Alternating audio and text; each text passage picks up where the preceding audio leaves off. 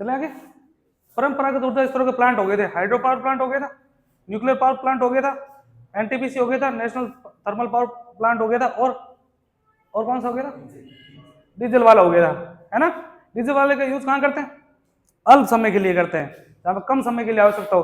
किस क्षमता तक बनते हैं वो?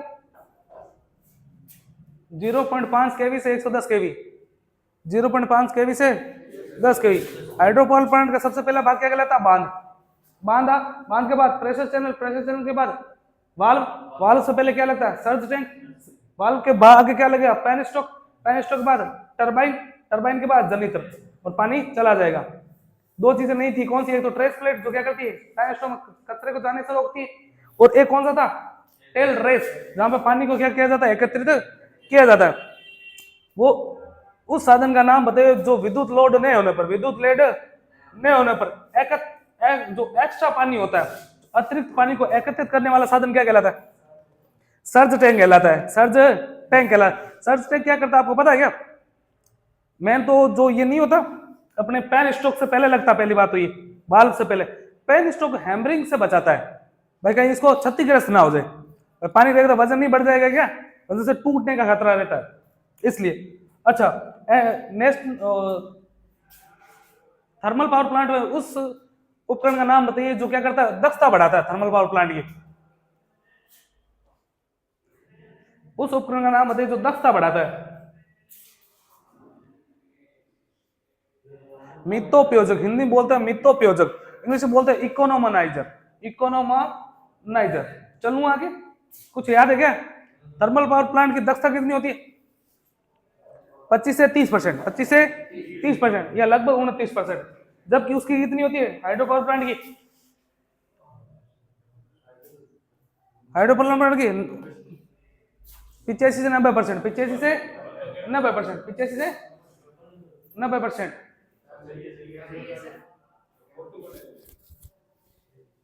85 से 90% होती है, नहीं होती क्या? अच्छा, वह पावर प्लांट, बस बस बस तू देख लेना है, तेरा ही तो है, ठीक, तो तेरी हेडेक है सारी, हमारी कुछ नहीं है। तू तेरी सोच लेना फिर, अगर मेरा पढ़ा हुआ खराब हो गया तो तेरे से पढ़ाऊंगा।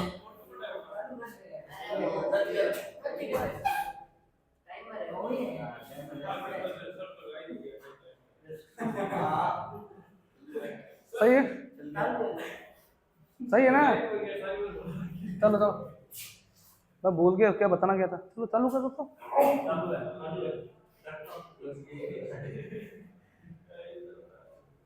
हाइड्रो पावर प्लांट की दक्षता कितनी होती है? 85 से 90%। वह प्लांट जिसकी स्थापना लागत सबसे ज्यादा होती है, सबसे महंगा होता है हाइड्रो पावर प्लांट। वे पावर प्लांट जिसकी स्थापना लागत सबसे कम होती है, स्थापना लागत सबसे कम होती है, स्थापना लागत सबसे कम, स्थापना लागत, स्थापना लागत, लागत सबसे कम होगी।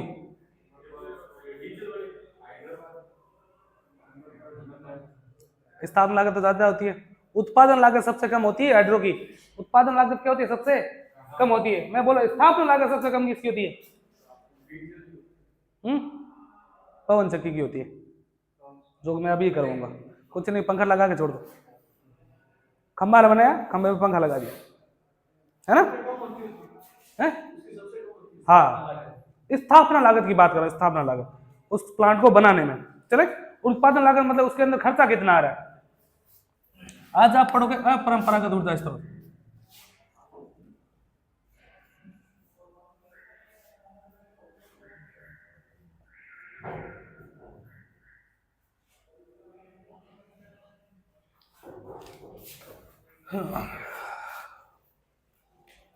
अपरंपरागत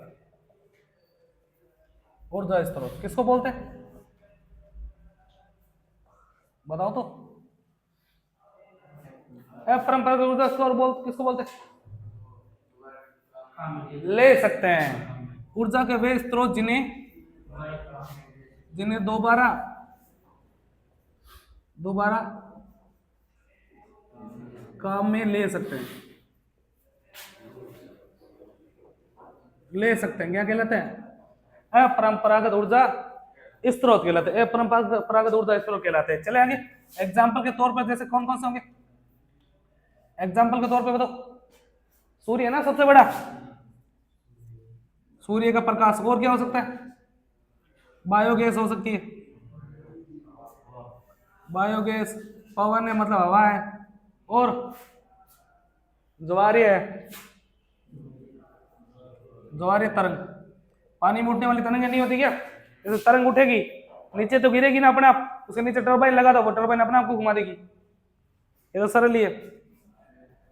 चले आगे, जैसे वे ऊर्जा के वेग जिन्हें एक बार काम में लेने के बाद दोबारा काम में ले सकते हैं, वे सारे क्या कहलाते हैं, अपरंपरागत ऊर्जा स्रोत कहलाते हैं। इसके अंदर लाइट बनाने की निम्न विधि है, जिसके अंदर सबसे पहले आपको पढ़नी है, सबसे पहले प्लांट पढ़ना आपको solar plant, solar plant, solar plant पढ़ना आपको। चले, सोलर प्लांट का आपको सबसे पहले आपको पता है कि सूर्य का प्रकाश होना चाहिए, सूर्य का प्रकाश, इसके बारे में आपको जानकारी होनी चाहिए। सूर्य के प्रकाश जो होता है, एक प्रकाश क्या है, सूर्य का प्रकाश एक प्रकार की ऊर्जा है, एक प्रकार की क्या है, ऊर्जा। ये तो आपको पता ही है, ऊर्जा। ये तभी तो आज देख लो लाइटें बन रही है ना, आपको पता है ना, विद्युत को ना तो बनाया जा सकता, ना ही नष्ट किया जा सकता, एक रूप में दूसरे रूप में क्या कर सकते हो आप, बदल सकते हैं, वही तो कहलाते हैं। तो इसके पहले इसके पास क्या होनी चाहिए, ऊर्जा होनी चाहिए। तो प्रकाश के पास खुद की क्या होती है, ऊर्जा होती है। उसी ऊर्जा को किस में बदल देता है, विद्युत ऊर्जा में। कैसे बदलता है वो बात की बात है। सूर्य का प्रकाश, सूर्य का प्रकाश, प्रकाश पृथ्वी पर 63.11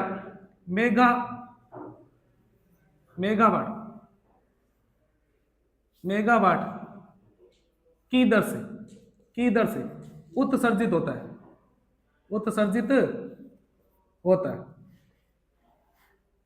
पृथ्वी पर, है ना। जब प्रकाश पृथ्वी पर आता है, जब प्रकाश क्या करता है, पृथ्वी पर आता है, तब उसका जो लाइट है वो कितनी चलती है, 63.11 मेगावाट प्रति मीटर, मेगावाट प्रति मीटर। एक मीटर पर चलने पर कितना चलती है, 63.11। चले, तो सर ये खुद बनाता कितनी है, ये भी तो पता होना चाहिए।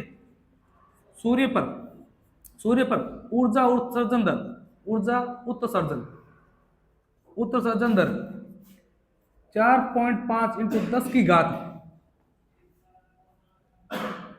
10 की घात 9 केल्विन होती है, 9 केल्विन है, केल्विन होती है, प्रति सेकंड होता है, केल्विन प्रति सेकंड। एक सेकंड में इतनी ऊर्जा उत्सर्जन करता है, 4.5 × 10⁻⁹। चले आगे, उसके बाद सूर्य की अनुमानित आयु याद रखना, सूर्य की जो आयु मानते हैं, अनुमानित आयु है, अनुमानित आयु, अनुमानित कितनी, 4.6 × 10⁻⁹ वर्ष। चले आगे, उसके बाद सूर्य का बाहरी तापमान, सूर्य का बाहरी तापमान कितना होता है, 6.2 × 10⁻³ केल्विन। सूर्य का जो बाहर का तापमान है, वो कितना होता है, 6.2 × 10⁻³ केल्विन। एक बात बताओ, अंदर का तापमान ज्यादा होना चाहिए, कम होता है? सूर्य के अंदर का तापमान आप बताओ, इससे ज्यादा होगा या कम होगा?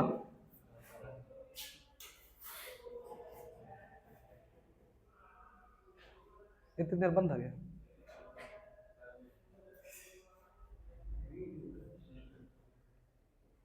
चलो, सूर्य का तापमान क्या होता है, अंदर का तापमान ज्यादा होता है, कितना होता है, 2 × 10⁻⁷ केल्विन। भाई प्रेशर कुकर है, उसका अंदर का तापमान ज्यादा होता है, बाहर का? अंदर का ज्यादा होगा ना, तो अंदर का क्या होता है, ज्यादा, बाहर का क्या होता है, कम। ये आपको नॉर्मल सी बातें याद होनी चाहिए। सूर्य की जो उत्सर्जन दर है पृथ्वी पर कितनी, 63.11 मेगावाट प्रति मीटर है। सूर्य खुद कितना उत्सर्जित करता है, 4.5 × 10⁻⁹ केल्विन। चले, उसके बाद सूर्य की उत्सर्जन दर होगी, आयु कितनी, 4.6 × 10⁻⁹। सूर्य का बाहरी तापमान कितना था, 6.2 × 10⁻³ केल्विन। और सूर्य के अंदर का तापमान कितना होता है, अंदर का तापमान 2 × 10⁻7 केल्विन। इतना उतारो फिर चलते हैं। चले सोलर सेल के जो मुख्य भाग अपने ज्यादा काम के है नहीं, वो पढ़ो। सोलर सेल के मुख्य भाग, सोलर प्लांट के सॉरी मुख्य भाग। चले मुख्य भाग, चलो पहला आप पढ़ोगे सोलर पैनल। सोलर पैनल किसको बोलते हैं? सोलर सेलों के समूह को। सोलर सेलों के समूह को, समूह को क्या बोलते हैं? सोलर पैनल बोलते हैं। ये बना किसका होता है? ध्यान रखना, सिलिकॉन का। किसका बना होता है? सिलिकॉन का बना होता है। सिलिकॉन किसका बना होता है? आपने कभी पैनल अगर देखा तो आपको पता होना चाहिए ऐसा होता है। प्लेट देखिए कभी ऐसी होती है ना, लेकिन कभी गौर करना उसके अंदर ऐसी होती है। गौर करके देखोगे ना, ऐसे छोटे छोटे सेल होते हैं ऐसे। ये अकेला ना, ये सोलर सेल है। क्या है? सोलर सेल है। Solar cell. इन सेलों को समूह को क्या बोल देते हैं? एक पूरी प्लेट बना दी तो उसको बोलते हैं सोलर पैनल। Solar panel. तो सोलर सेलों के समूह को, सोलर सेलों के समूह को क्या बोलता है? Solar panel. एक आता solar modular. Solar modular, modular, solar modular, solar panel, solar panel, पैनलों को श्रेणी क्रम में जोड़कर तैयार किया गया परिपथ क्या कहलाता है? सोलर मॉड्यूलर कहलाता है। सोलर पैनल तो क्या है? सोलर सेलों का समूह। और सोलर पैनलों का समूह क्या कहलाएगा? Solar modular. एक ऐसे नाम आता है सोलर जनित्र। सोलर जनित्र, सोलर जनित्र, सोलर मॉड्यूलर, सोलर मॉड्यूलर, मॉड्यूलरों को श्रेणी क्रम में, सरल इतना हार्ड नहीं है, श्रेणी क्रम में संयोजित कर बनाया गया परिपथ क्या कहलाता है? सोलर जनित्र। एक ध्यान रखना, इसको सोलर एरे भी बोलते हैं। इसे सोलर एरे भी कहते हैं। भाई एक सेल है तो सोलर सेल है। सेलों को साथ बहुत सारे सेल जुड़ गए तो पैनल बन गया। पैनल एक साथ जुड़ गए तो मॉड्यूल बन गया। मॉड्यूल एक साथ जुड़ गए तो सोलर जनित्र बन गया। चलेंगे आगे। एक काम आता है क्या इसके अंदर? बैटरी संग्राहक,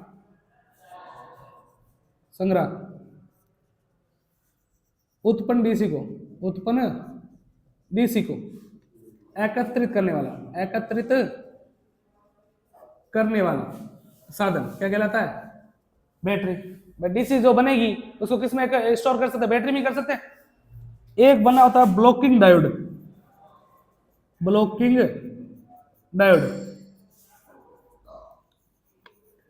डायोड का क्या करता है? धारा का एक दिशा प्रवाह करता है। धारा को वापस आने से रोकता है, कहीं धारा वापस नहीं चली जाए। एसी अगर आती है, एसी वापस चली जाती है ना, डीसी वापस नहीं जाए। इसके लिए क्या करें? डायोड लगाया जाता है। डायोड का एक काम होता है क्या? ये धारा प्रवाह को एक दिशा में करता है।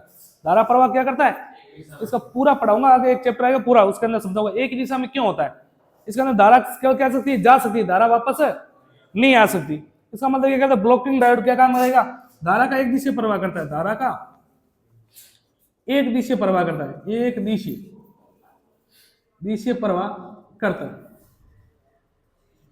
धारा क्या करता है? एक दिशा प्रवाह करता है। चले आगे। धारा की एक दिशा प्रवाह करता है। अरे समझ आ रही नहीं सारी चीजें? Solar panel, solar modular, solar जनित्र, बैटरी और ब्लॉकिंग डायोड। चले। सोलर सेल को फोटोवोल्टिक सेल भी बोलते हैं। सोलर सेल को फोटोवोल्टिक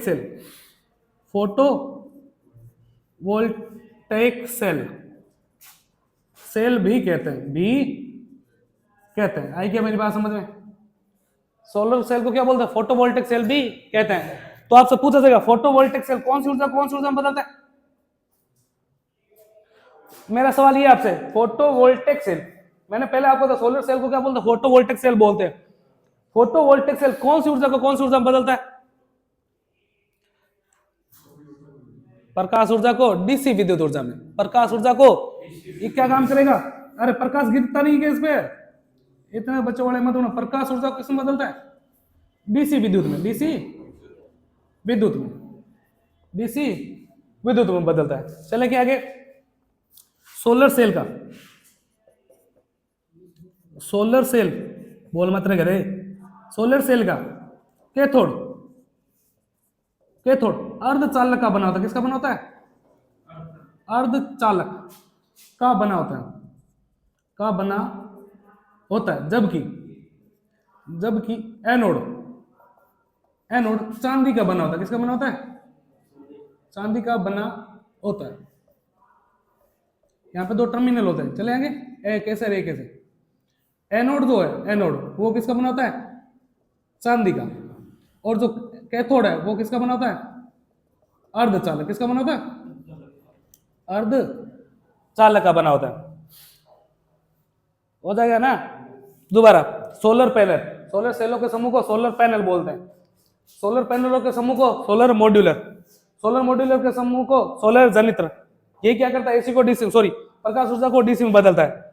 चले, इसको सोलर जनित्र क्या बोलते हैं? सोलर एरे भी कहता है। बैटरी क्या करती है? जो आउटपुट मिलती है उसको क्या करती है? संग्रहित करती है, और उसके बाद इसको आगे दे दी जाती है, जो अपने काम में लेती है। फिर आगे कई चीजें लगी तो जो इस डीसी को एसी में बदल के आगे भेज देता है। वैसे तो बहुत बड़ा पार्ट होता है इसका, कभी है ना देखना पड़ेगा तो कभी लेके चलेंगे आपको। पावर प्लांट जो यहाँ पे सोलर प्लांट लगे हुए ना, यहाँ पे सोलर प्लांट, वहां पे यहाँ तक तो कुछ नहीं, यहाँ तो बैटरी में डीसी है। अब इस डीसी को एसी में तो बदलना पड़ेगा ना।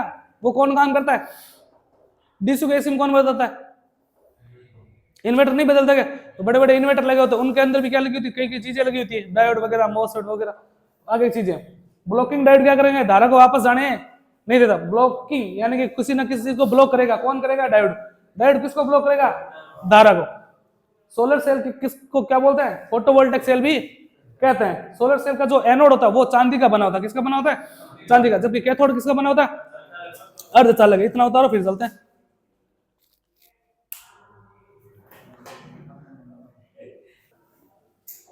ये था आपका solar cell, sorry solar plant. अगला है आपके पास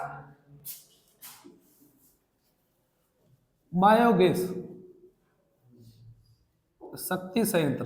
शक्ति संयंत्र, बायोगैस पावर प्लांट। देखो,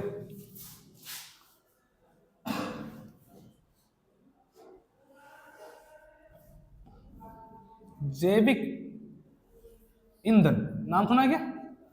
जैविक ईंधन किसको बोलते हैं?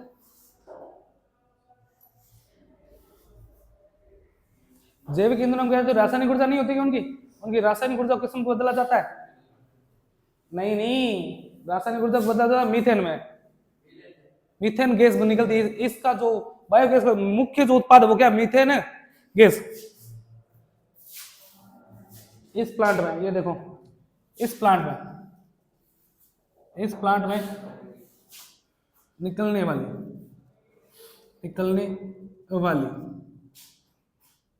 वाली गैस मीथेन होती है। क्या होती है? मीथेन। सूत्र याद रखना, CH4 होती है। चले, निकलती कितनी याद रखना? 70% मीथेन निकलती है। कितनी निकलती है? मीथेन निकलती है। बाकी सब अन्य गैस होती है। इसमें सबसे ज्यादा कौन सी निकलती है? Methane gas. कैसे बना? गोबर को सड़ाकर बनाया जाता है। कैसे बनाया जाता है? गोबर को, इसलिए इसको गोबर गैस भी बोलते हैं।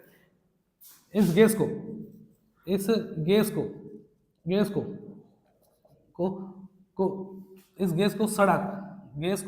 गोबर को सड़ाकर तैयार किया जाता है। इसी कारण इसे गोबर गैस भी कहते हैं। और ये सवाल आया हुआ है, गोबर गैस भी कहते हैं।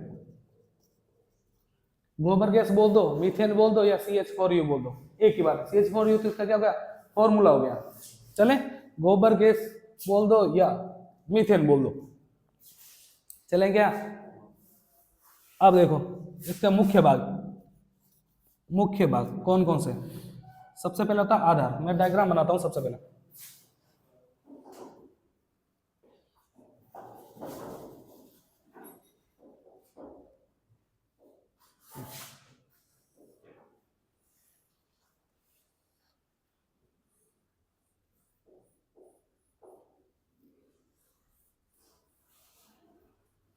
सबसे पहले भाग होता है कौन सा, आधार।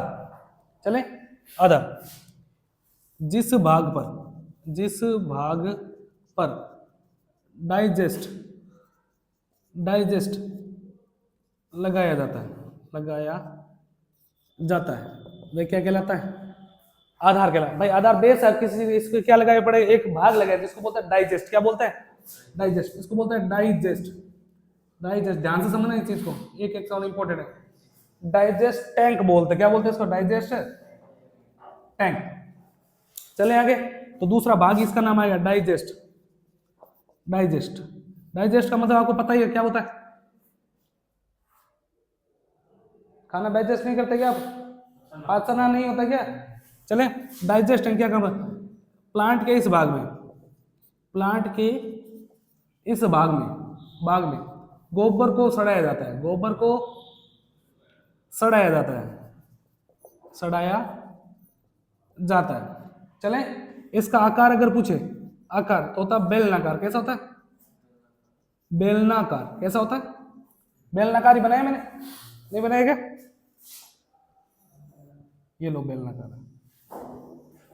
अब इसके अंदर गोबर को लाना तो पड़ेगा ना, कैसे लेंगे, तो इसके ऊपर यहां लगा होता है एक इन गोबर को लाने वाला पाइप, जिसको बोलते हैं इनलेट। क्या बोलते हैं, इनलेट पाइप। अगला भाग पढ़ ले क्या, इनलेट पाइप क्या काम करेगा ये पानी प्लस गोबर के मिश्रण को डाइजेस्ट टैंक तक लेकर जाता है। डाइजेस्ट टैंक तक लेकर जाता है, नहीं जाएगा क्या। चले, अब एक आपको समझ आना चाहिए कि इनलेट पाइप में कहां से आएगा, इनलेट में भी तो कहां से आएगा, तो इसको ऊपर एक टैंक और लगा रहता है। ऊपर वाली चीज मैं बिठा देता हूं एक बार।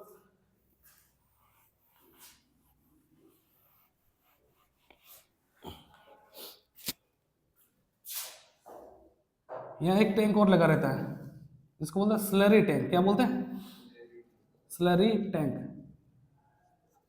चले, इसके अंदर गोबर प्लस पानी होता है, गोबर प्लस पानी भरा होता है। गोबर प्लस पानी क्या होता है, भरा होता है। जैसे आपको पता है ट्रांसफॉर्मर था, एक मेन टैंक होता है, एक कंजर्वेटर टैंक होता है। मेन टैंक में हमेशा पानी रहता ही है, जैसे इसके अंदर हमेशा गोबर रहेगा। इसमें अगर कमी आएगी तो कौन पूरा करेगा, स्लरी टैंक पूरा करेगा। वैसे वहां कौन पूरा करता था तेल की कमी को, कंजर्वेटर टैंक पूरा नहीं करता था क्या, वैसे यहाँ पे ये काम करेगा। तो इनलेट में भी कहां से आएगा, यहां से आएगा।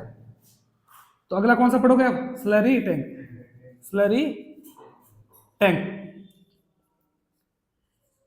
इस टैंक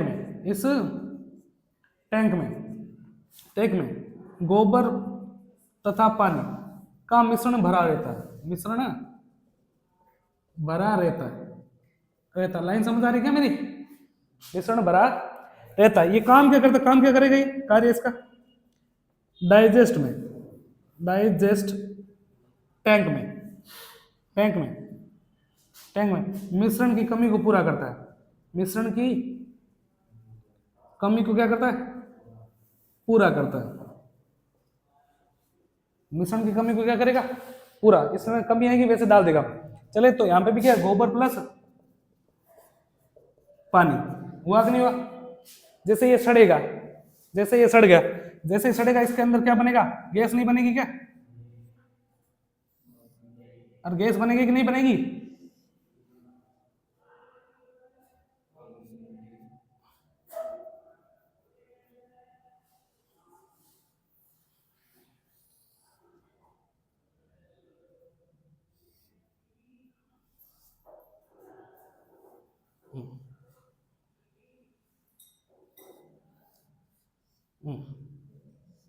जैसे यहाँ पे गैस बनी, जैसे ये सड़ेगा, इस गैस को बाहर नहीं लेना पड़ेगा क्या? इस एक पाइप से क्या ले लेंगे, इसको बाहर, यहाँ से गैस को क्या ले लिया, बाहर, और यहाँ पे गैस को कर लिया स्टोर, क्या कर लिया, स्टोर। इसको बोलते हैं संग्राहक। क्या बोलेंगे, संग्राहक। अगला ये पढ़ लेंगे। यहाँ पे लगा तो क्या लगा था, एक वाल लगा था, जिसको क्या कर देंगे अपन, बंद कर देंगे, जब चाहे खोल लेंगे। तो अगला क्या पढ़ लेंगे, संग्राहक। यहाँ ऊपर लिख देता हूँ मैं, पूरा नाम लिखेंगे इसका, गैस संग्राहक। गैस संग्राहक ये क्या काम करेगा, गैस को एकत्रित करने वाला, गैस को एकत्रित करने वाला साधन क्या कहलाता है, गैस संग्राहक। अब एक बात बताओ, गैस बन गई, कोई दिक्कत नहीं है, ये गोबर गैस भी क्या हो गया, सड़ गया, इसके अंदर अगर सड़ गया तो इसको बाहर निकालना ही पड़ेगा, जो अवशेष बच गया उसको बाहर निकालना पड़ेगा। जैसे क्या किया मैंने, यहाँ से स्लरी टैंक है, इसे गोबर पानी क्या डाला, इनलेट पाइप से इसमें डाला, यहाँ पे पानी और गोबर गया, सड़ने से क्या बन गया, गैस। तो ये भी खराब नहीं हो गया क्या? अब इसका जो अवशेष बचा उसको बाहर नहीं निकालना पड़ेगा क्या? बाहर निकालना पड़ेगा ना। तो कैसे निकाले, बाहर निकालने के लिए एक पाइप और लगाओ, जिसको बोलते हैं आउटलेट पाइप। क्या बोलते हैं, आउटलेट पाइप। क्या बोलेंगे, हाँ, आउटलेट पाइप। ये क्या काम करेगा, आउटलेट पाइप। आउटलेट, बताओ डेफिनेशन क्या लिखेंगे, आउटलेट पाइप की डेफिनेशन क्या लिखेंगे, आउटलेट पाइप की डेफिनेशन क्या लिखेंगे, गोबर प्लस पानी के बचे अवशेषों को बाहर निकालने में, बचे अवशेषों को बाहर निकालने में किया जाता है। चलें आगे, आउटलेट पाइप का। अब एक बात तो यहाँ पे गैस जमा होगी, गैस क्या हो चुकी है, जमा हो चुकी है। अब इस गैस को भी कहीं ना कहीं लेके जाएंगे ना, है ना। तो यहाँ से गैस को, पाइप को लेके जाएंगे, इस गैस को स्थानांतरित करेंगे, ये होता है गैस पाइप। और यहाँ से क्या लगी होगी, एक टरबाइन लगी होगी, क्या लगी होगी, टरबाइन, जिसको घुमाएंगे तो एक जगह से वो घूम जाएगी पीछे, टरबाइन घूम गई तो अपना काम हो गया। नहीं समझ आ रहा है, कैसे करके हर प्लांट में क्या घुमाया जाता है, टरबाइन घुमाया जाता है ज्यादातर। तो सोलर प्लांट में ऐसा नहीं है, सोलर में तो सीधा होता है, लाइट उससे बनती है डायरेक्ट। अब देखो गैस पाइप पढ़ना, अगला क्या है, गैस पाइप। में यही लिख देता हूँ गैस पाइप का, गैस को एक जगह से दूसरी जगह ले जाना है, गैस को ट्रांसफर यानी कि स्थानांतरण करने वाला पाइप क्या कहलाता है, गैस पाइप कहलाता है। ये कौन सा हो गया आपका, चलें तो उतारो, चैप्टर खत्म करूंगा मैं।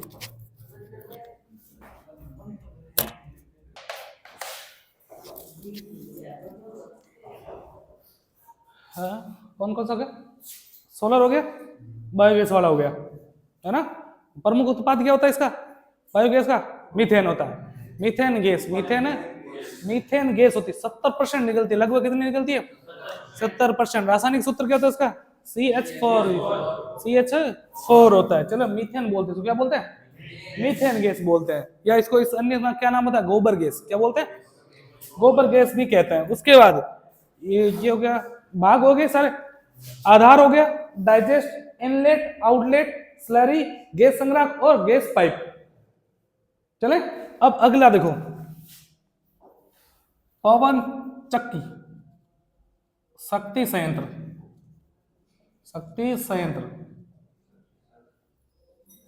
विंड पावर प्लांट बोलते हैं। क्या बोलते हैं, विंड पावर प्लांट बोलते हैं।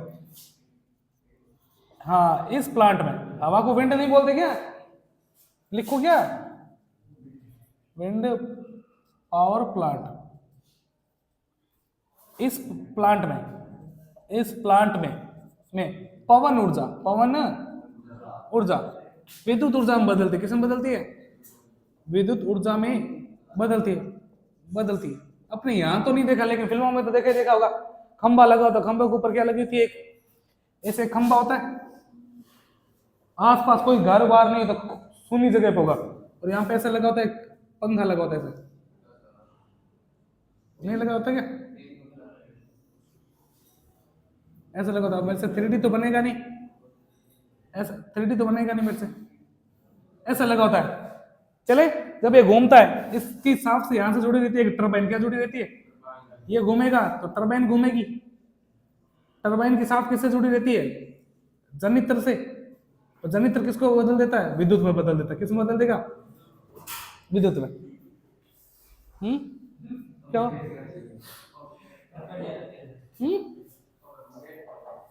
क्या बोलना है, अच्छा, इस प्लांट में पवन ऊर्जा किस में बदलती है, विद्युत ऊर्जा में। अगली खास बात, ये सबसे ज्यादा कहां लगा होता है, ये सब सर्वाधिक, ये सर्वाधिक डेनमार्क में लगे हुए। कहां लगे होते हैं, डेनमार्क, विदेश है, डेनमार्क में लगे। इसका जो आउटपुट जो शक्ति होती है, आउटपुट शक्ति वो निकलती है P बराबर half rho A V cube. चले, जहां रो का मतलब टेढ़ा पी होता है रो, इनको बोलते हैं घनत्व। क्या होता है, धारा का घनत्व कितना, कितनी तेजी से घूम रही है, कितनी तेजी से चल रही है। ए का मतलब होता है पत्ती का क्षेत्रफल, पत्ती का क्षेत्रफल, बोल मत रहे, पत्ती का क्षेत्रफल। और वी का मतलब होता है पत्ती का आयतन, पत्ती का आयतन। चले, आपको बस इतना याद रखना है, ये फॉर्मूला याद रखो। बाकी तो आपको पता है विंड पावर में क्या होगा, पंखा घूमेगा, जब पवन ये चक्का घूमेगा, पवन चक्की घूमेगी, पंखा घूमेगा, इसके साथ क्या जुड़ा रहता है, टरबाइन। टरबाइन क्या करेगी, सारी चीज बताने की जरूरत थोड़ी है, अब करवा चुका हर चीज। ये घुमा, इसकी यांत्रिक ऊर्जा कौन ले लेगा, टरबाइन। टरबाइन क्या करेगी, यांत्रिक ऊर्जा को, ये क्या करेगी, इसकी जो यांत्रिक ऊर्जा अपने पास लेके इस यांत्रिक ऊर्जा को किसको दे देगी, विद्युत को, जनित्र को। जनित्र क्या करेगा, ये मैकेनिकल एनर्जी को किसमें बदल देता है, इलेक्ट्रिक एनर्जी में, यानी कि यांत्रिक ऊर्जा को किसमें बदल देगा, विद्युत ऊर्जा, और ये विद्युत अपने काम में आ जाएगी। चलेंगे आगे, सबसे ज्यादा कहां लगे होते हैं, डेनमार्क में। पावर कैसे निकलती है, half A V cube, half A V cube. कोई दिक्कत, समस्या, परेशानी। एक होता है आपका micro hydel power plant. Micro का मतलब क्या होता है, छोटा। माइक्रो का मतलब क्या होता है, छोटा। Micro hydel power plant. और हाइडल जहां नाम आता है, आपको पता है पानी का नाम आएगा। हाइड्रो मैं पहले ही बता चुका हूं। इन प्लांट का यूज कहां करते हैं, इनका यूज वहां किया जाता है जहां पानी कम मात्रा में उपलब्ध हो, पानी कम मात्रा में उपलब्ध हो, वहां पे कौन सा प्रयोग करता है, माइक्रो हाइडल पावर प्लांट। इतना याद रखो, पैसे इसकी क्षमता याद रखो। क्षमता, इसकी क्षमता होती है 0 से 100 किलोवाट, 100 किलोवाट होती है। माइक्रो का मतलब कम, माइक्रो मतलब छोटा, हाइड्रो का मतलब पानी, जहां पर कम मात्रा में पानी, वहां पर किसका यूज करते हैं, माइक्रो हाइडल पावर प्लांट। अब सोचो, आप थोड़ा सा दिमाग लगाओ, आपने क्या किया, परंपरागत जो ऊर्जा स्रोत है उसके अंदर भी किसको पढ़ा था आपने, हाइड्रो पावर प्लांट पढ़ा था कि नहीं पढ़ा था। और यहाँ पे भी आपने क्या पढ़ लिया, माइक्रो, ये पढ़ लिया ना, माइक्रो हाइड्रो पावर प्लांट। वहां पे क्या था, कोई चीज खत्म हो जाएगी, यहाँ पे कोई चीज खत्म है, दोबारा यूज ले सकते, वही तो पढ़ रहा है परंपरागत ऊर्जा स्रोत। फिर दोनों चीज एक ही चीज दोनों जगह कैसे ही, थोड़ा दिमाग लगाएगा। मैंने आपको हाइड्रो पावर प्लांट पढ़ाया था ना, परंपरागत ऊर्जा स्रोत के। परंपरागत ऊर्जा स्रोत बोलता है जो एक बार काम लेने के बाद दोबारा काम में नहीं आता, ये बताया था मैंने आप लोगों को। जबकि मैंने अभी जो मैं पढ़ा रहा हूं आपको, परंपरागत ऊर्जा स्रोत, इसके अंदर क्या होता है, एक बार काम में लेने के बाद दोबारा काम में ले सकते हैं। लेकिन सर ये कैसे हो सकता है, वहां पे भी आपने पानी पढ़ा है, यहाँ पे भी पानी पढ़ा है, दोनों में फर्क बता सकते हो। हाइड्रो पावर प्लांट है वो परंपरागत ऊर्जा स्रोत, कैसा है, इसको दोबारा काम, मतलब कैसे कहना क्या चाह रहे हो, पानी जो आपने बांध में डाला है वो पानी एक बार जब नीचे आ गया और नदी में मिल गया, क्या आप उस पानी को दोबारा काम में ले सकते हो, वो तो आगे चला गया, उसको तो आप दोबारा काम में नहीं ले सकते ना। इसलिए तो कौन सा गया, परंपरागत ऊर्जा स्रोत। जब इसमें गया था जहां पर कम पानी है, उसी को बार बार ऊपर चढ़ाना पड़ेगा, उसी को लेना पड़ेगा, उसी को चढ़ाना पड़ेगा, उसी को लेना पड़ेगा। नहीं समझेगा मेरी बात को, तो यहाँ पे तो क्या होगा, सेम पानी काम आ रहा है, इसलिए कहा यूज हो गया माइक्रो हाइड्रो पावर प्लांट, कम पानी के है, और जहां पे ज्यादा पानी है तो ना वापस पानी को क्यों ऊपर चढ़ाएंगे, महंगा पड़ता है ना। इसलिए हाइड्रो पावर प्लांट तो किसमें आएगा, परंपरागत ऊर्जा स्रोत में, जबकि माइक्रो हाइड्रो पावर प्लांट किसमें आएगा, अपरंपरागत ऊर्जा स्रोत में। समझ आएगी मेरी बात, ये थोड़ी बुद्धि लगी थी क्या, पानी दोनों जगह लिखा गया आप लोगों ने, इतना उतारो फिर चलते हैं। चले, आज का लास्ट प्लांट है ज्वारीय तरंग, ज्वारीय तरंग ऊर्जा। चले, समुद्र, समुद्र के पानी में उठने वाली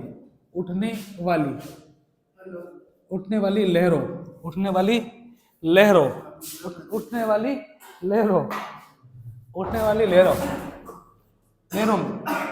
लहरों में कौन सी ऊर्जा होती है, लहरों में ज्वारीय ऊर्जा होती है, ज्वारीय तरंग ऊर्जा होती।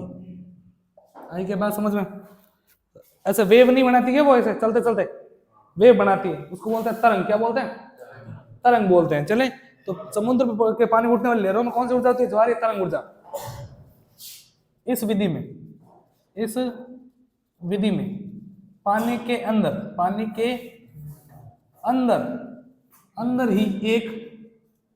अंदर ही एक टरबाइन लगा दी जाती है,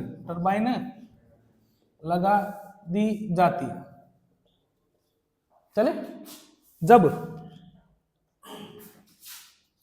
जब पानी की लहर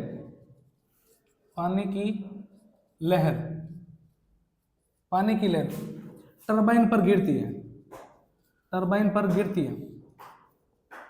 है तो टरबाइन घूमने लगती है, यानी कि टरबाइन क्या करती है, इसके अंदर ज्वारीय तरंग ऊर्जा किसमें बदल देती है, यांत्रिक ऊर्जा में बदल दी। भाई पानी की तरंग है वो किस पे गिरी है, टरबाइन पे गिरी, तो टरबाइन घूमने लगी, तो टरबाइन घूमना क्या कहलाता है, यांत्रिक ऊर्जा कहलाता है। तो कौन सी ऊर्जा को किस ऊर्जा में बदल दिया, ज्वारीय तरंग ऊर्जा को किसमें बदल दिया इसने, अरे यार ये पानी है। चले, यहां लगा दी टरबाइन, इसकी शाफ्ट से ले लिया बाहर, ऐसे बाहर ले लिया, और यहां लगा दिया जनित्र। चले, जब यहां से कोई लहर उठेगी तो इससे इस पे गिरेगी नहीं, कैसे, ऐसे गिरेगी नहीं, जैसे गिरेगी तो टरबाइन घूमेगी, तो टरबाइन अगर घूमी है तो किस कारण से घूमी है, इसमें कौन सी ऊर्जा होती है, ज्वारीय ऊर्जा नहीं होती क्या। तो टरबाइन ने क्या किया, ज्वारीय ऊर्जा को, कौन सी ऊर्जा को, ज्वारीय ऊर्जा को किसमें बदल दिया, यांत्रिक ऊर्जा में, किसमें बदल दिया, यांत्रिक ऊर्जा। अब तो यहाँ तो कहानी खत्म है, इस यांत्रिक ऊर्जा को कौन, विद्युत ऊर्जा में कौन बदल देगा, जनरेटर बदल देगा। बस इस विधि में लिख देता, इस विधि में टरबाइन ज्वारीय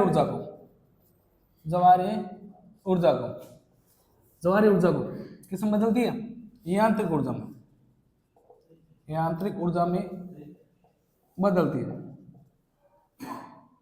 यांत्रिक ऊर्जा में बदलती है, मैं पूछूंगा अभी के सारा का सारा, यांत्रिक ऊर्जा में बदलती है। उसके बाद ये यांत्रिक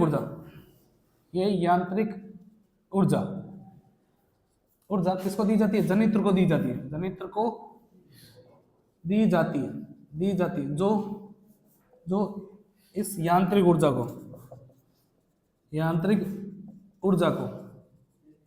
को विद्युत ऊर्जा में बदल देता है, चले क्या। इस विधि का यूज सबसे कम किया जाता है, इस विधि का यूज सबसे कम होता है, क्यों, लहरों को पता नहीं है ना कभी कब आएगी कब नहीं आएगी, इसलिए इस विधि का यूज सबसे कम किया जाता है। तो आपके पास प्लांट कितने हो गए पता है आप लोगों को, परंपरागत के कितने हो गए, कौन कौन से थे, एक तो था एनटीपीसी थर्मल पावर, एक कौन सा था, हाइड्रो पावर प्लांट, जल वाला है ना, हाइड्रो पावर प्लांट, और कौन सा था, इसको बोलता है NH national hydro power plant. एक कौन सा था, न्यूक्लियर न्यूक्लियर। और कौन सा था? डीजल वाला। और एक कौन सा था जो गैस से चलेगा? चले। उसके बाद वो कौन सा, इसमें कौन सा था? ये परंपरागत। इसमें कौन कौन से थे? पहला कौन सा था? सोलर। दूसरा कौन सा था? बायोगैस। बायोगैस। तीसरा कौन सा था? हैं? पवन चक्की। पवन चक्की। और कौन सा था? विंड पावर प्लांट था ये। और ज्वारीय तरंग। ज्वारीय तरंग। और कौन सा था? Micro hydel. Micro hydel. यही तो था सब कुछ। ढंग से एक एक लाइन याद होनी चाहिए इनकी। चले क्या? आया गया ऊपर से? आना चाहिए। कल चालू करेंगे। ये तो कौन सा उत्पादन